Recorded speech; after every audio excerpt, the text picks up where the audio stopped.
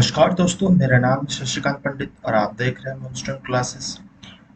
तो life process chapter में class 10th की साइंस चैप्टर नंबर 6 जो कि बायोलॉजी का फर्स्ट चैप्टर है, उसमें आपका स्वागत है। तो हम ये लाइफ प्रोसेस का फोर्थ पार्ट है। पिछले 3 पार्ट में मैंने लाइफ प्रोसेस क्या होता है, इसके कंपोनेंट्स क्या क्या है, जैसे कि न्यूट्रिशन, रेस्पिरेशन, ट्रांसपोर्टेशन, ये सब कंपोनेंट्स मैंने कंप्लीट कर चुके हैं। तो पहले आप वो वीडियो देख लीजिए अगर नहीं देखे हैं, और अगर अच्छा लगे तो लाइक शेयर सब्सक्राइब ज़रूर कर दीजिएगा। इस वीडियो में हम डील करेंगे excretion excretion in human beings, और साथ ही साथ में प्लांट्स के बारे में एक ब्रीफ जानेंगे कि एक्सक्रीशन क्या होता है। तो चलिए शुरू करते हैं। एक्सक्रीशन बेसिकली क्या होता है? Removal of harmful waste from the body is called excretion. चाहे वो प्लांट्स हो या छोटे से छोटा कोई ऑर्गेनिज्म हो या बड़ा जीव हो, एक्सक्रीशन बहुत इंपॉर्टेंट एक प्रोसेस है जिससे हार्मफुल सब्सटेंसेस या हार्मफुल वेस्ट जो बॉडी में बन जाती है उसे निकालना बहुत ज़रूरी है। Many waste are produced during the various metabolic activities. बहुत सारे केमिकल रिएक्शंस होते रहते हैं बॉडी में और बहुत सारे वेस्ट या बाई प्रोडक्ट बनते रहते हैं, तो उन्हें रिमूव करना ज़रूरी है टाइम पे, because there accumulation in the body can be harmful and even lethal for many organisms. So अगर हम लोग वेस्ट को ना निकाला जाए तो वो हमारे ही बॉडी के लिए बहुत ज़्यादा लीथल हो जाएगा।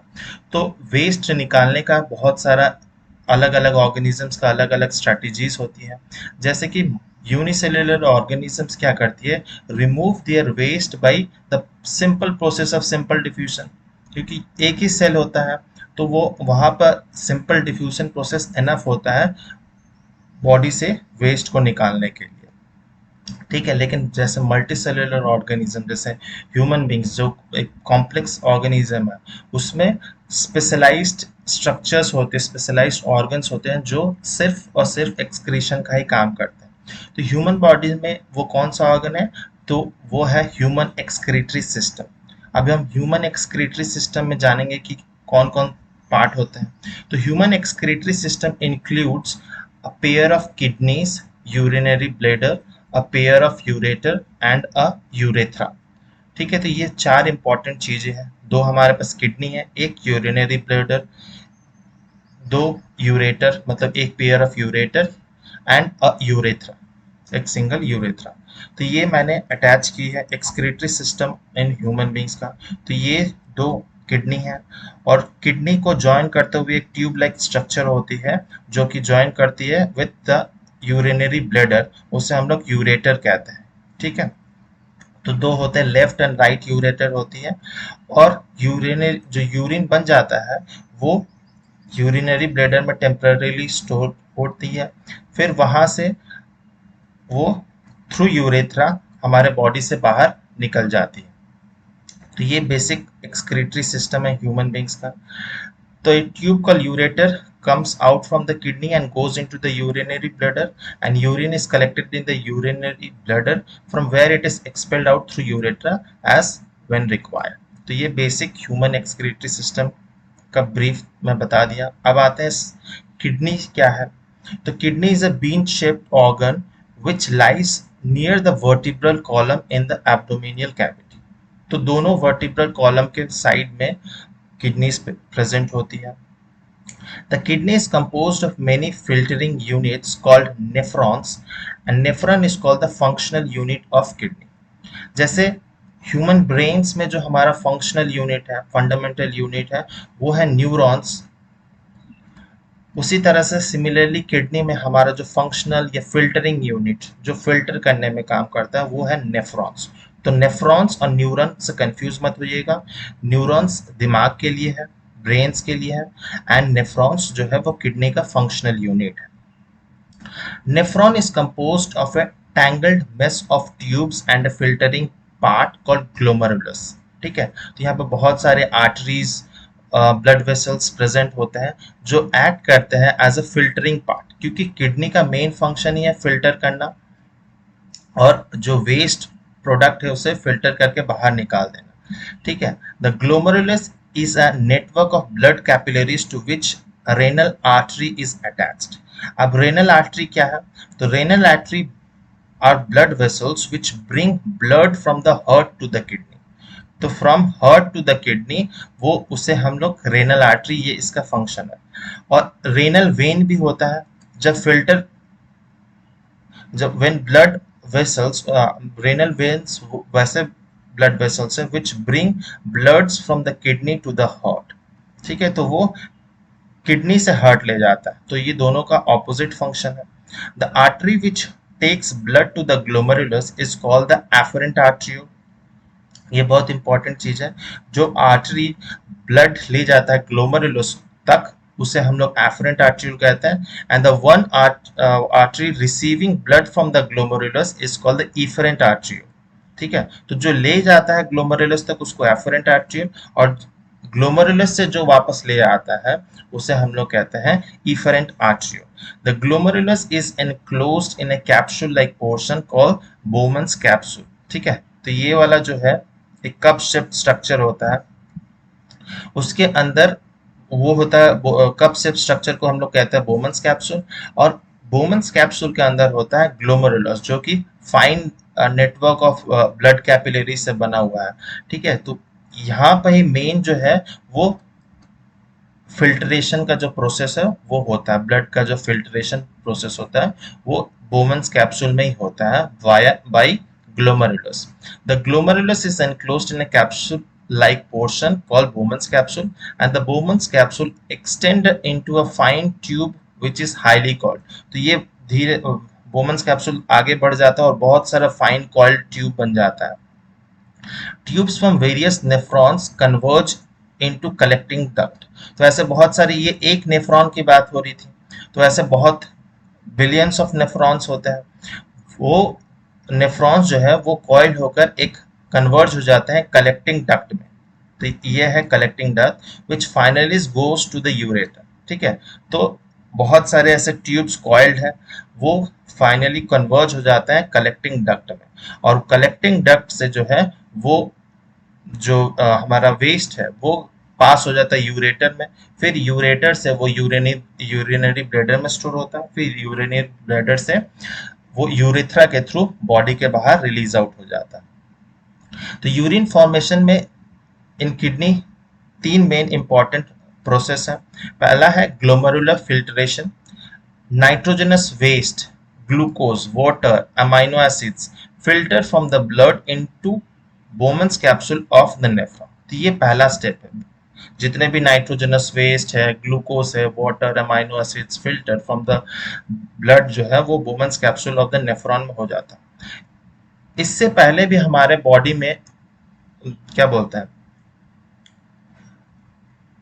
एक्सक्रीशन प्रोसेस होता है। फॉर एग्जाम्पल हम लोग पढ़े होंगे, जब रेस्पिरेशन हम लोग पढ़ते हैं तो रेस्पिरेशन में क्या होता है, कार्बन डाइऑक्साइड हम लोग बाहर छोड़ देते हैं, रिलीज आउट करते हैं, और ऑक्सीजन इनटेक कर लेते हैं। तो ये भी एक प्रोसेस है एक्सक्रीशन का, ये गैसियस प्रोसेस है, गैसेस एक्सचेंज हम लोग निकाल देते हैं। ठीक है, तो कार्बन डाइऑक्साइड हम लोग रिलीज करते हैं, ऑक्सीजन इनटेक कर लेते हैं, लेकिन जो बच गए जैसे nitrogenous waste, glucose, water, amino acids, ये सब फिल्टर होता है किडनीज में।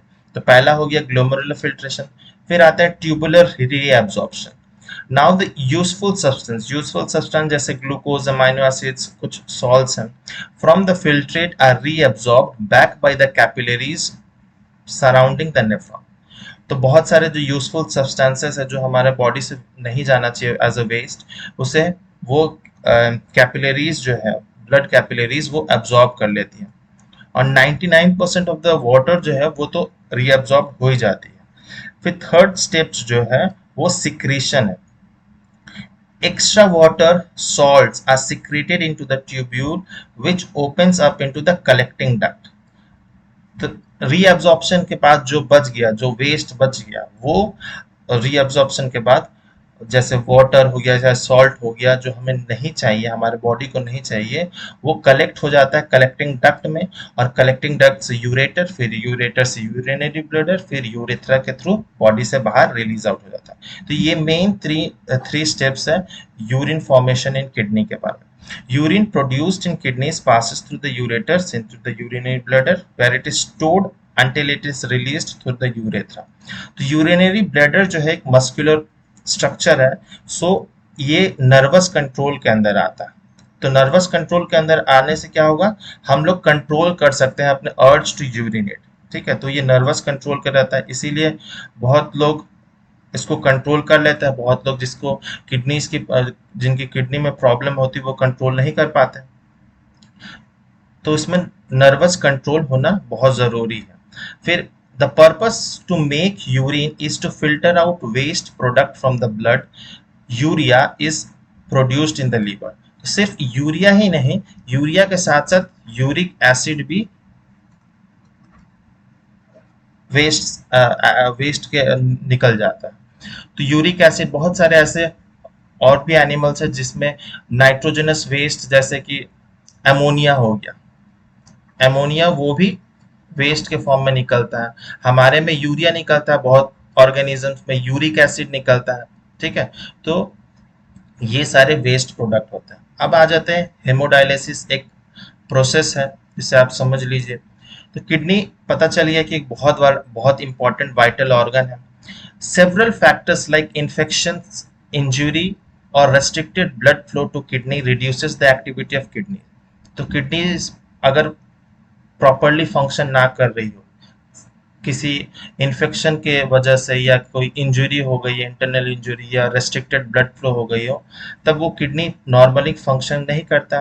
तो इससे क्या होता है, it leads to the accumulation of harmful waste in the body which can even lead to death. तो उससे होता है एक्यूमुलेशन, हार्मफुल जो यूरिक एसिड क्रिस्टल्स हो गया, ये यूरिया का डिपोजिशन बॉडी में बढ़ जाता है। इससे बहुत सारे नेगेटिव इम्पैक्ट्स आने लगते हैं बॉडी पे। तो in case of kidney failure and artificial kidney can be used. तो ऐसा हो सकता है कि अगर फैमिली में अगर कोई और डोनर है तो आप किडनी ट्रांसप्लांट कर सकते हैं, ये ऑप्शन है। लेकिन अगर डोनर नहीं मिलता है तो हेमोडायलिसिस प्रोसेस बेस्ट माना जाता है। Then artificial kidney is a device to remove nitrogenous waste product from the blood through dialysis. और dialysis एक process है of purifying blood by an artificial kidney. It is meant for kidney failure patient.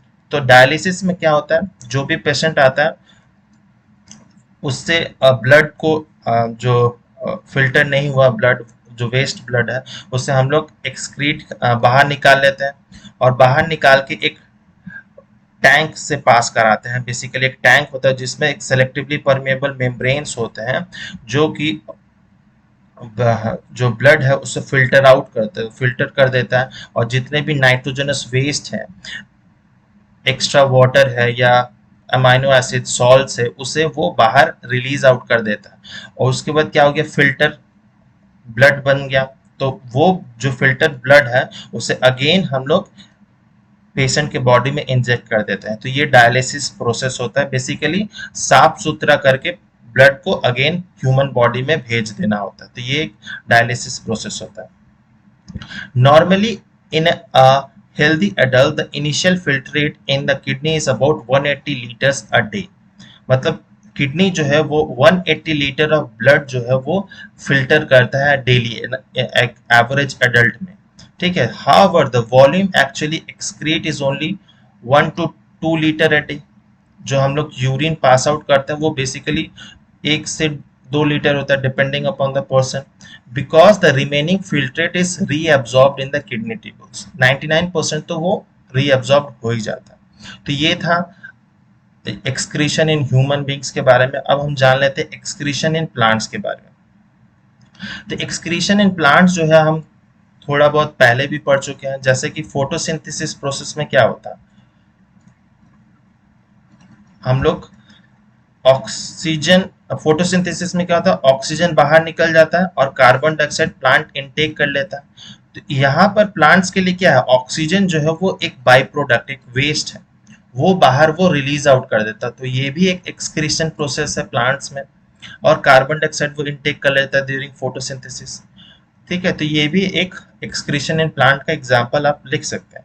फिर waste stored in the leaves, barks etcetera which fall off from the plant. तो आप लोग को पता ही होगा जब स्पेशली समर्स के टाइम में जब पानी नहीं होता है, तब लीव्स अपने पत्ते धीरे धीरे पत्ते छोड़ देते हैं, नए बाक्स आने लगते हैं, तो जो पुराने बाक्स है वो प्लांट अपने शेड ऑफ कर लेता है। Plant excrete some waste into the soil around them also, जैसे कि some metabolic waste in the form of crystals of calcium oxalates in the leaf of colocasia and the stem of जमीनकन। तो ये सब भी रिलीज होता है, crystals of calcium oxalates.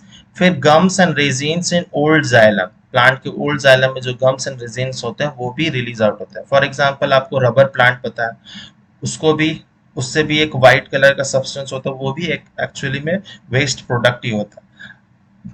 तो ये था एक्सक्रीशन इन प्लांट के बारे में।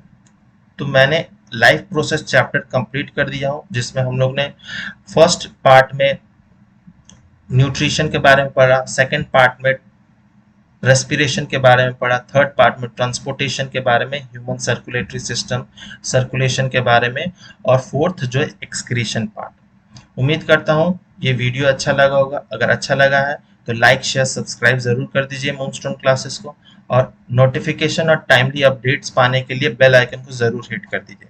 अगर कोई डाउट या सुझाव है तो आप उसे कमेंट सेक्शन में लिख सकते हैं, और अगर आप फॉलो करना चाहें तो दिए गए इंस्टाग्राम आईडी पे फॉलो कर सकते हैं। मिलते हैं नेक्स्ट वीडियो में, टिल देन बाय बाय, जय हिंद।